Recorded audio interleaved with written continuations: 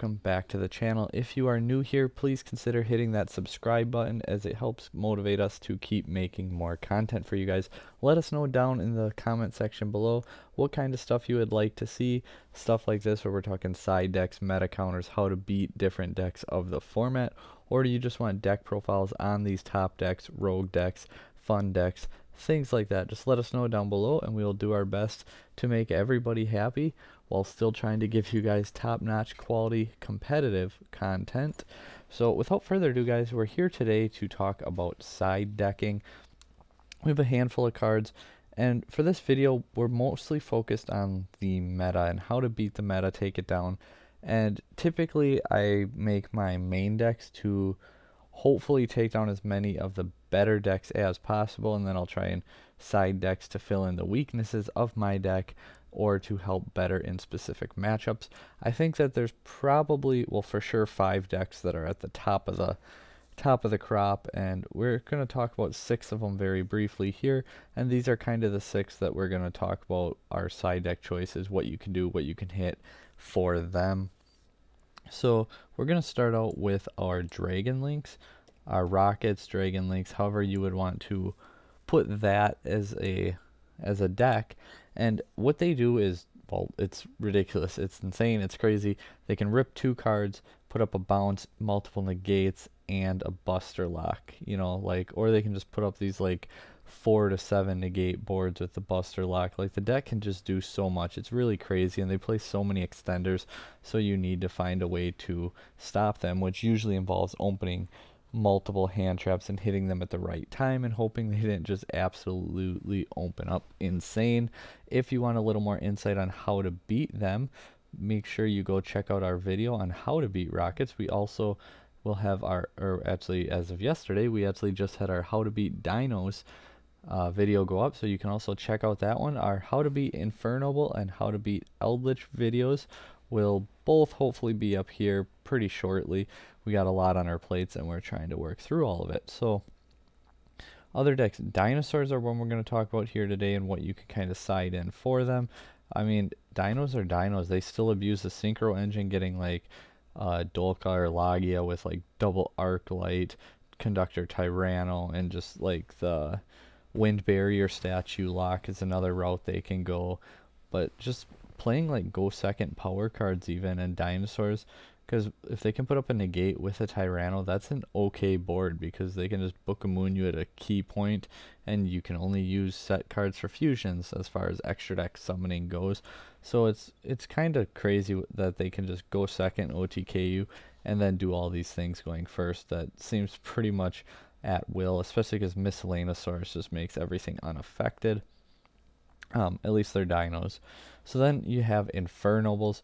So another deck that likes to look at your hand and rip cards out of it, put up multiple negates, things like that, and it really just does play through disruption really, really well. Like I said, you can check out that video on how to beat them. It should be up here in a few days. I don't want to promise anything because we've been super swamped at work lately, so that's been cutting into our recording time. But hit that subscribe button so you know when we drop that video. Additionally, you can join our Nerd Night Gaming Facebook page or our Team Set Pass Facebook page for great tournaments, and also to get some insight and join in on polls and things like that. Get preview teasers of deck lists. Once in a while we'll drop like combos in there that we don't actually show on the channel to try and give you guys a little more incentive on joining. Eldritch is another deck that is still very much alive, very good, and that's, you have like your invoked Numeron Eldritch, your invoked Dogmatica Eldritch, the Dogmatica Eldritch Dragma or Dragoon. Like, there's just so many, I forget all the different abbreviations that they have. I know like End is one, which would be like Eldritch, Numeron, Dragoon, and they got a lot of really good things going for them as well, and they can just do so much. And they're still pretty heavy combo control hybrid deck, which is still kind of annoying to deal with. Invoked Dogmatica is another deck that's kind of just sneaky good. I don't think it's as good as those top 4 decks, like as a broad spectrum, but it does have solid matchups with the top decks, and that's always a good way to look at your deck, because ideally you're going to be doing good and playing against these top decks in a bigger event once we have them again. I mean, the LCS, by the time this video goes up, it probably just happened, so we'll see if our prediction that we'll put in the Team Set Pass Facebook group, how close we are on our top 16 breakdown, and if we can pick the winner ahead of time, because we like to try and do that, and we're usually pretty close on it. Orcust is another deck I think a lot of people are going to play around with, especially with the PK engine Rusty, and it's just making like pop one, send one, fog blade calamities basically off of nothing. Can be a little bit fragile, but I've also pushed through quite a bit, especially with Cyber Orcus. I put up a replay video, our deck profile, things like that. If you guys want to go check out those as well, Cyber Orcus is really nice because you can search out the scrap recycler, kind of like how we used to make Infinity and Mermaid super easily. Now you can make Infinity and search out your scrap recycler, so pretty good in that regard. So now let's go ahead that we mentioned some of the top decks and what they do briefly. Let's go ahead and talk about some cards and what they can do to actually stop these decks. Starting out with some monsters first, we're going to go with Artifact Lancia. So you can, during your opponent's turn, you tribute this card from your hand or face up field. Sorry, a little brain freeze there. And then neither player can banish cards for the rest of this turn. So why is that good? Well, Dragon Links, a lot of them use like Chaos, the Collapse Serpent, Wyva Burster. The Chaos Space can banish to net themselves a draw. Red Eyes Darkness Metal Dragon banishes to special summon itself. Levianeer banishes 3 to rip a card and puts the body on board, and it's not a once per turn on the summon. I've seen people playing with more Chaos cards like the Chaos Emperor Dragon, the Armageddon, the prize card that's now easily accessible. So being able to turn off their banishing is pretty darn good. Dinosaurs, obviously, stopping their banishing is huge. You stop Miscellaneousaurus's graveyard effect, which can end their turn on its own, and you also make it to where they cannot summon their ultimate conductor, Tyranno. So those are two very, very good reasons to play Lancia against Dinos. Versus Infernobles, Lancia is really not very good or effective. Eldritch, it can be really good, but it's kind of a one-turn buy, and Eldritch's grind game is so strong, you need to really make that one-turn count, because they're still going to be in the graveyard, they're still going to be able to do them as a follow-up play, so just making sure that you can have, like, establish really good control. The Invoked Dogmatica can be kind of hit or miss, because all the Dogmaticas being lights, but you can, well, I guess if you just wait for the Alistair to go to the graveyard and they try to Invocation, you chain the Lancia, they can't banish the Alistair, so then they don't get the Makaba. So Lancia can definitely hit them as well. And Orcust, well, their entire deck is based off of banishing, so Lancia hits them really, really hard. The next one is kind of a spicy one that I've really been liking. I'm actually playing Lancia and this card both at 3 because it really helps my odds of seeing either or, but I almost like it more, and that's Chaos Hunter. So when your opponent special summons a monster, except during the damage step, you can discard one card, special summon this card from your hand, and your opponent cannot banish cards. So a couple quick downsides: Impermanence, Dark Ruler No More, both hit this card, obviously. I mean, but if they special summon a monster, they're not going to be able to impermanence it until the following turn or so, but by then you should already have the game in the bag. But like a Dark Ruler No More can definitely hit it, and that can hurt, but I'm not too worried about it. So it's basically Lancia, but only for your opponent. It leaves a 2500 attack monster on board, and if you have like discard effects, dangers, anything like that, you can trigger them off by the summoning, by the cost for the summoning of the Chaos Hunter, which is always really nice. But it's more than just a one turn effect. Like I mean, if you Lancia Dinos, you're probably gonna win, but I have had a couple times where I couldn't quite put it away because they had like a pesky trap or something like that and survived. But Chaos Hunter, I've yet to lose versus like Orcust, versus dinosaurs, versus even Eldritch, which Eldritch can be a lot trickier because they can use the hand effect to try and send it to the graveyard, which you have to negate that. But then they're also going to use the graveyard effect to special summon, well, to first add Eldritch to their hand, and then to special summon it and attack over the Chaos Hunter, and then in the end phase they can set all their cards because you would no longer control it. So it is a little bit trickier versus Eldritch because you have to a way to stop both of the effects of the Golden Lord. But otherwise pretty similar in what it does. Turning off all the chaos and banishing cards for Dragon Links, Dinosaurs just hitting it really hard. Not a whole lot versus Infernobles. I would not side it in. Eldritch, like I said, not really the greatest, but Lancia's not necessarily either. Both have their pros and cons. Invoked Dogmatica. It's not an extra deck monster, so they can't just special summon their Fleur and negate it unless they link off their Alistair first. In that case, then they would be able to, but they have to they would have to summon their Makaba and do their invocation and all that stuff first, because once they summon and start doing their Dogmatic cards, they're locked out of the extra deck. And then Orcus is Orcus, and they banish a lot. So I'll try and speed this up and go a little bit faster. Droll and Lockbird, I really like this, and I'm actually testing it out in the main in some decks for this format, because Droll and Lock hits Rockets, the Dragon Link decks pretty hard. The very first move is going into Striker Dragon, who then searches out Boot Sector Launch. So, and if they do that, if they use their Black Metal Dragon, they can chain them both, so they will get their red eyes.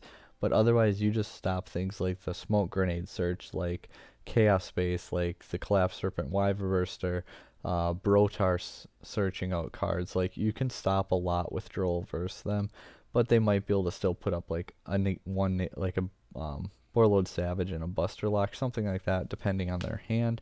So keep an eye out on there. But for the most part, you should be able to keep them at a manageable board presence if you Droll them. Droll versus Dinos, again, can just absolutely shut their entire turn off unless they just happen to open really good and just summon from their deck and send to the graveyard and get their their effects off without actually having to continue adding to the hand, but that requires them to open really well. Versus Infernobles, Droll and Lockbird can definitely help keep their resource game down a little bit. They can't just keep getting everything to their hand. Sometimes, again, kind of like Dinosaurs, it's not always going to matter. It's not always going to shut off their turn, but it can definitely be really good. But like I said, we're actually testing it in the main deck, and we'll let you guys know how that goes. Versus Eldritch, I'm not super big on Droll versus Eldritch. Invoke Dogmatica, Meltdown. Okay, Droll. If they didn't open Invocation, they're kind of done for the turn. Otherwise, like Alistair, search Invocation. Well, Droll. Now if they try to start doing their Dogmatica stuff, they can't add the cards to their hand, so Droll hits them really well. Orcus Nightmare's more sending to the graveyard and then summoning out of the graveyard. If they're playing their danger package, you can potentially keep draws and stuff like that, like Allure Darkness, Orchestrated Returns. But I probably wouldn't side Droll in versus the Orcus, especially if you're playing like Lancia or Chaos Hunter. Nibiru is a card that I don't think should be mained right now, and I personally am not even siding it versus Dragon Links. They're usually going to still be able to play through and push up and make a board. Probably the best time to do it be right after the Vylon Cube gets summoned, when they'd have like a Helka Fibrax, Vylon Cube, possibly they should have the Phalanx, and then a token, hit them then, and then depending what their extenders are in hand will determine what they can continue to do. Dinosaurs, Miscellaneosaurus is going to make them unaffected by Nibiru, so it's not necessarily the greatest there. Infernobles, they have Immortal Phoenix Gearfried to negate it that they can get to really early in their combo. Eldritch, you might be able to hit like one of their engines they're playing with Nibiru, but at the same time then you're just going up against Eldritch, so you got to be able to really capitalize on it and deal with them that way. Invoke Dogmatica, from what I found, a lot of the time they only summon, a handful of times, a lot of times like 4 or 5 times, 6 times, but Makawa's the 4th summon all the time, so then they just negate your Nibiru and then, call it a day. Orcus, Nibiru versus Orcus is another one that's interesting because it kind of comes down to what effects did they already use, what starter did they start with, and what extenders do they have in their hand. probably the best matchup of these for Nibiru is against Orcust, but I just can't justify siding it in this instant. No material, we have two more monsters left. No materials, one we're going to talk about here. Personally, I really like it if you can like gnome on a striker dragon. They do have a couple ways around it, like if they use their black metal dragon and went into striker, don't gnome it because they're just going to banish it for their red eyes anyway, so you're completely wasting your gnome. And in that case, you're probably better off hitting like the Lincross, maybe Romulus even, or Hulka Fiber actually. Just trying to stick them with monsters on the board, but then it kind of depends on what other possible negates you may have in your hand. But yeah, if you hit the Striker Dragon, they could banish it with Red Eyes Darkness Metal to clear it out of there. Otherwise, if they can get Rocket Tracer on the field, it can pop it, summon from the deck. But now they're locked into Darks really early, and they won't be able to go into Union Carrier. They won't be able to go into Romulus. They won't be able to go into Hulk Fibrax. They'll probably make like Borload Savage Dragon pass because they really don't have a whole lot that they can do at that point. Gnome versus dinosaurs. This is kind of one where it depends on what dinosaur variant you're playing against. Like you can completely shut off the Wind Barrier Statue combo with a gnome. Synchro combo you can completely like turn it right off with a gnome. So there's definitely uses for it, but it really depends on the variant of dinosaurs that you're playing against. Your Infernoble Knights, if you hit like the Isold, you're going to really kind of stop them. They won't be able to go into their Lincross plays and, you know, kind of stick them there. But then you got to still make it count, make it capitalize on making your move. Eldritch, it's not good. Invoked Dogmatica, you can hit the Almirage, so when they normal their Alistair, get the invocation, link Almirage, then you hit the Almirage, because then they can't, I mean, even if you hit the Secure Gardener, they won't be able to use it for a fusion summon anyway, so you could do that.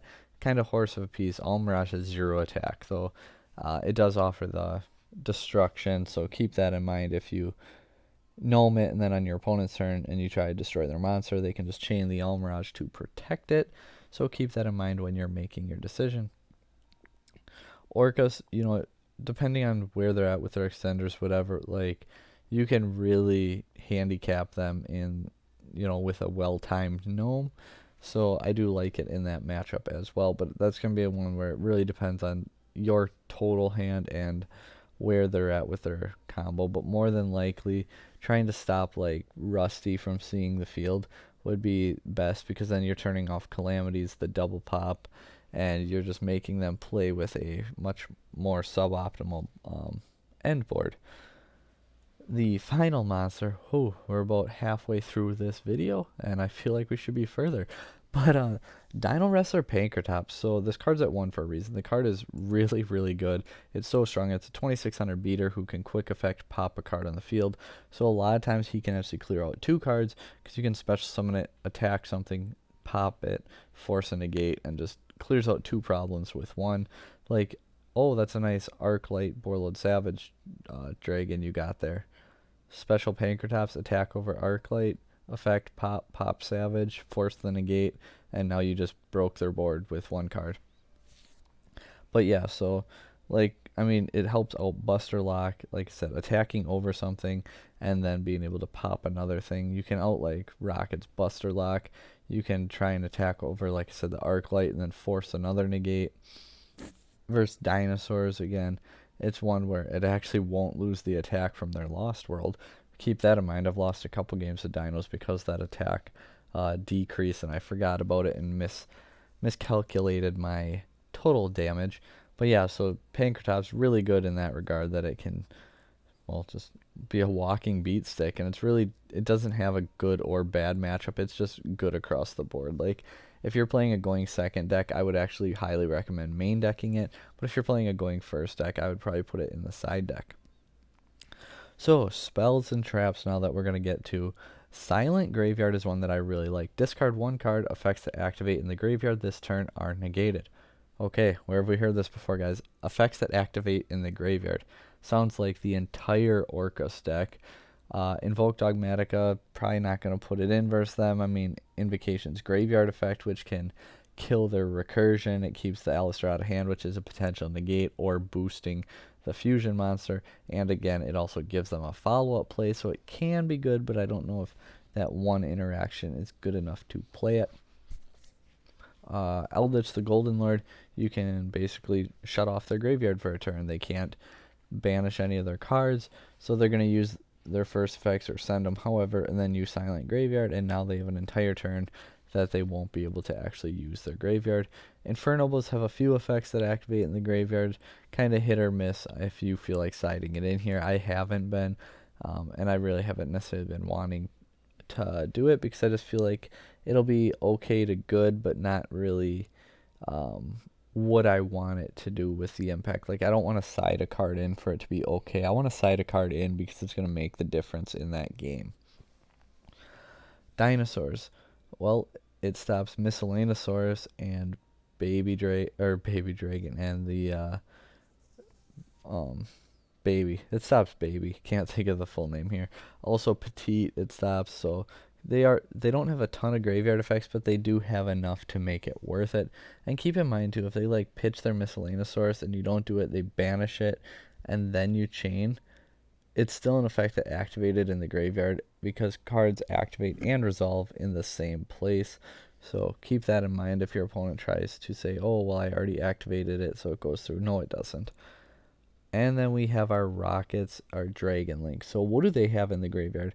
Well, Collapse Serpent and Wyverburster can both search each other out. Seifert can add back a card to your hand to either re-special summon Levineer again or just to get a follow-up play. Chaos Space can get you a free draw card.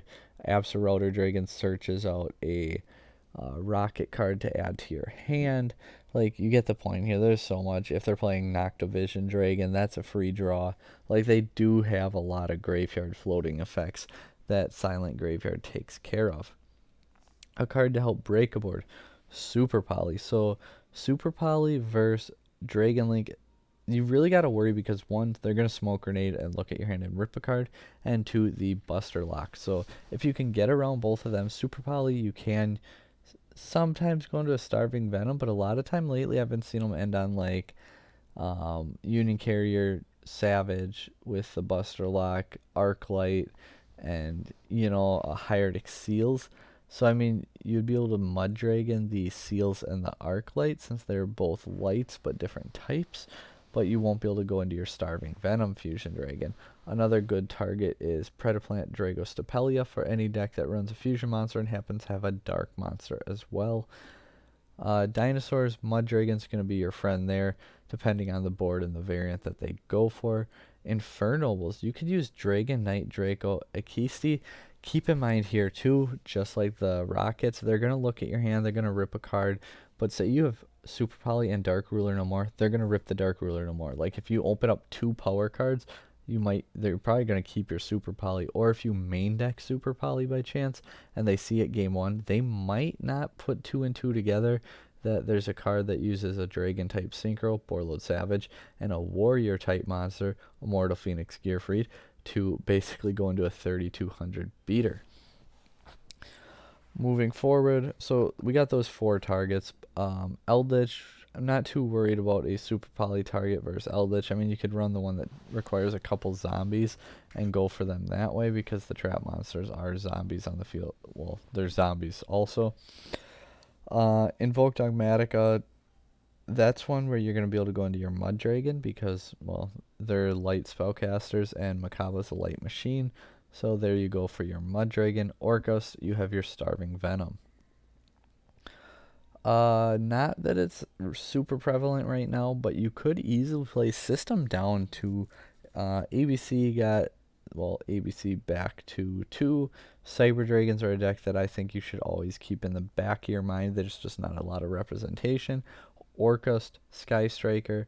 I don't know if I'd play System Down right now because there's really not a machine deck in the top 5.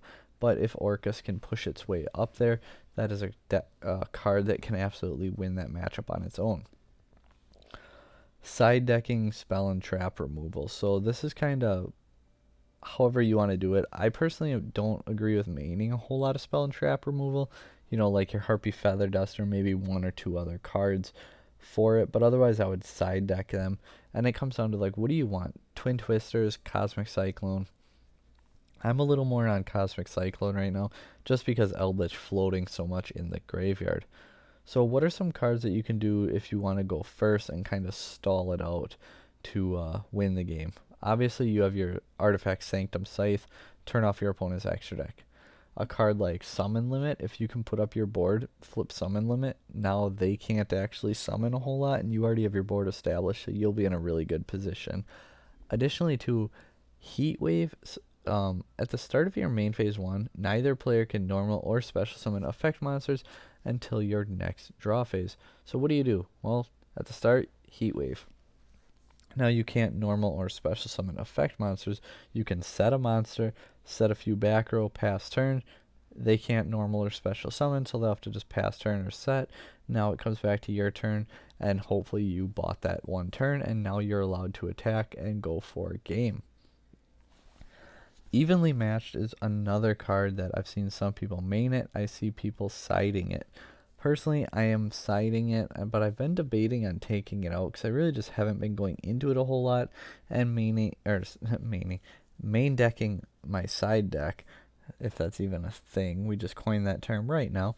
But our main side deck, if we're gonna play Lancia and Chaos Hunter, Evenly Matched was the card I pulled out to test it and see how it will go. And personally, right now, I'm really happy with the way it is going, so I can't complain, but we will keep you guys updated on that as well. But Evenly Matched, a complete blowout. I've referred to it as quote-unquote spell and trap removal because that's what I put it in for, is the control decks, but it does obviously hit the monsters too. Your opponent just gets to pick which card in the end of the day they're going to keep.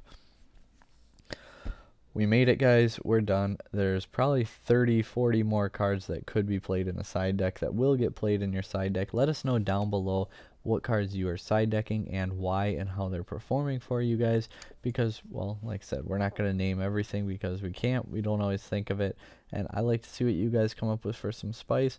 So hopefully you guys learned a little bit and I taught you something, and now you can comment down below and teach us something. Have a good one. Hit that subscribe button. Lots more coming soon.